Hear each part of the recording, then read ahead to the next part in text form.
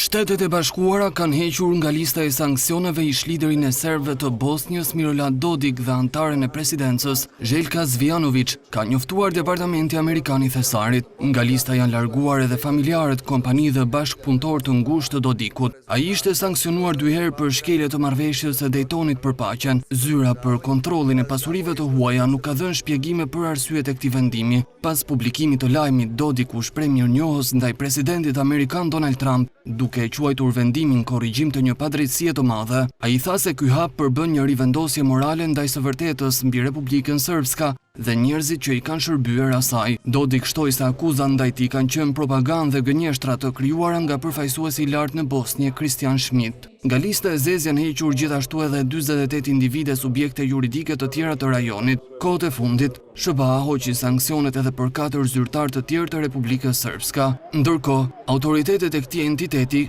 kishin kontaktuar një nga firmat ligjore më të njohura amerikane për të lobuar për heqjen e sanksioneve dhe përmirësimin e marrëdhënieve me administratën e Trump. Firma ligjore është e angazhuar të promovojë dialogun me SBA-n dhe të rishikojë rolin e përfaqësuesit të lartë në Bosnjë. Kontrata të tilla të Republikës Srpska me kompani lobuese amerikane kanë kushtuar $10 mijëra në muaj.